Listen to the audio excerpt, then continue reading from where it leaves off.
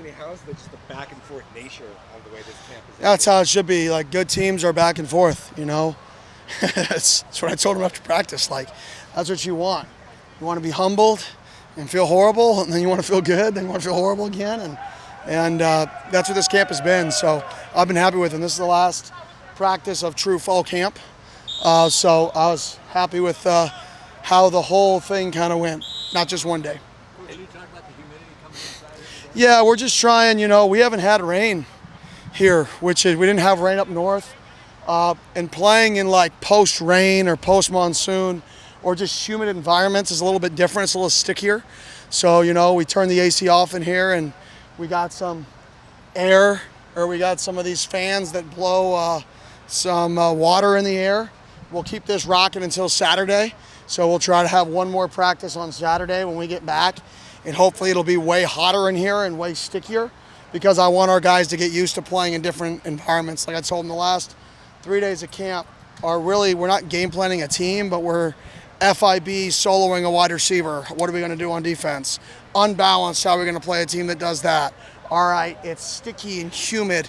How are we going to play in those environments? A little different. We're just trying to take these last bits of camp and really put ourselves in situations that we're going to be in throughout the season this year. Not specifically one game, but just in general. How did you feel when you saw that Tyson was named the preseason All-American? How do you think that you felt? Well, I mean, felt good, and I would think he would feel good. You know, it's a lot better to be a postseason All-American than a preseason All-American. I don't even know what really a preseason All-American means. It's like people like you, but he deserves it. He deserves all that. He's earned all that. He's worked for all that. But he didn't work for the preseason. He worked for the postseason. And I think, you know, he came out and had a great day today, one of his best days since we let him come back after we were kind of managing him a little bit. So, yeah, I love to see our guys get recognized for the work that they put in. What do you think are some of the biggest differences between the end of fall camp and starting to game plan for opponents?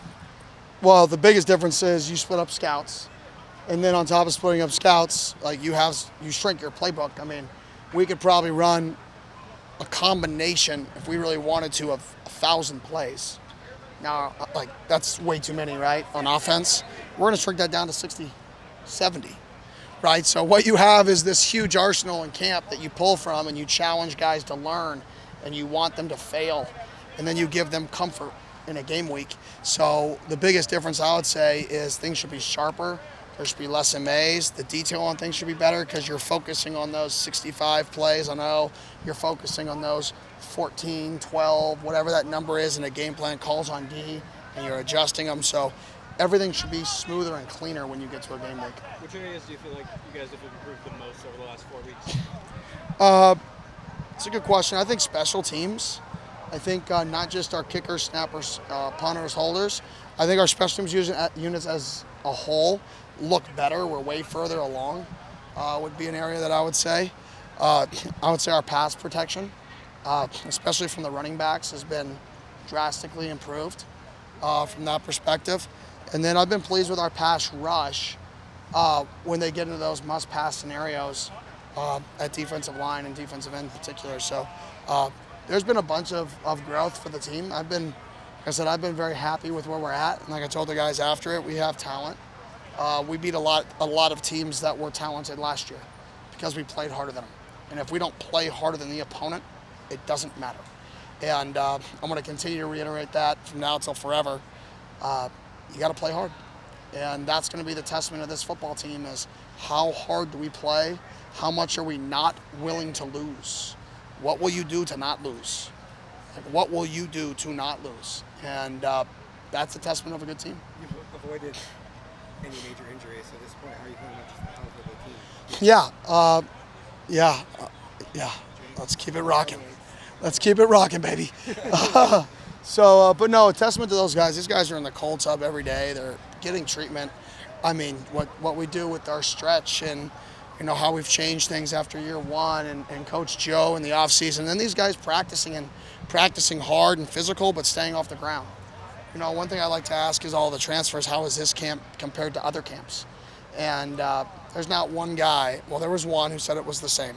I'm not going to say who, but other than that, every other transfer said this camp is significantly harder than the place they came from. And that's the goal. Like people see the basketball hoop and they see the JT through the legs, but what isn't talked about is the work that these guys put in and the grind and the challenging practices that we put them through. These guys have endured a lot this camp, and I'm proud of them. Is there any message you give to them about time management with school starting on Thursday? Yeah, I mean, we have a really good setup because our facility is right across from academics. And then there's so many online classes with the setup at Arizona State and Dr. Crow that it allows our players to, not always have to go to the class, be able to go get a one-on-one tutor session and kind of skip a beat. So our players' efficiency here with how our school is set up and the location of our facility with the tutor center is the most efficient place I've ever worked for kids to get their work done and do it at a high level. You talked about some of the strengths these last 4 weeks. What are maybe one of the things you want this team to continue working on and getting better at the last few days of camp? I'd say the initial instinct to run to the football.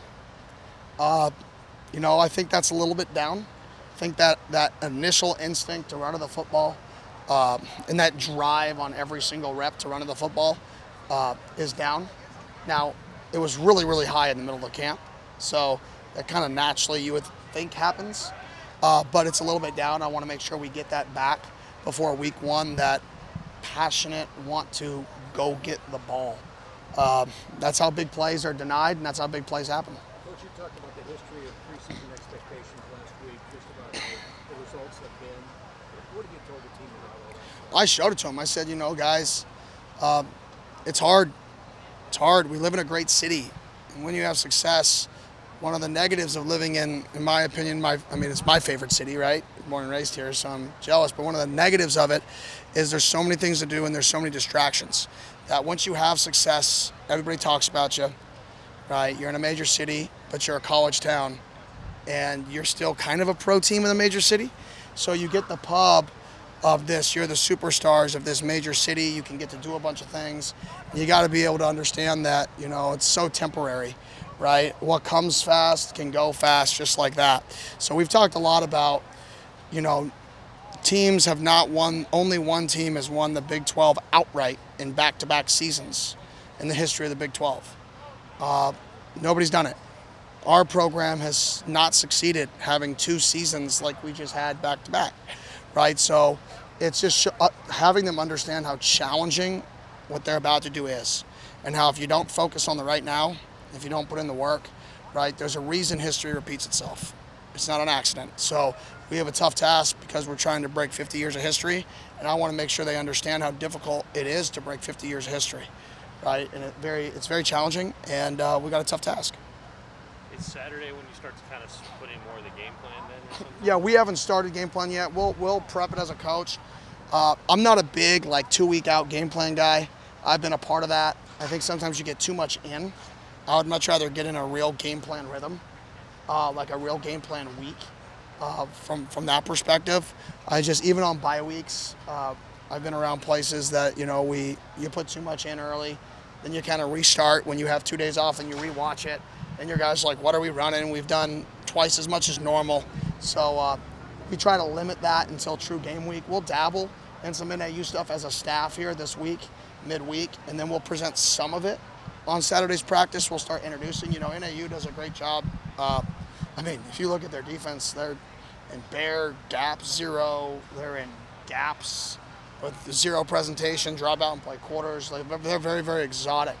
And then they run their quarterback on offense, so it's +1 runs. So they do a really good job schematically. So we are going to use a little bonus, half of a bonus day on Saturday to kind of work on them just because they are very unique. And, they had a good season last year. They returned a good amount of guys, so it's going to be a good challenge. Thank you all.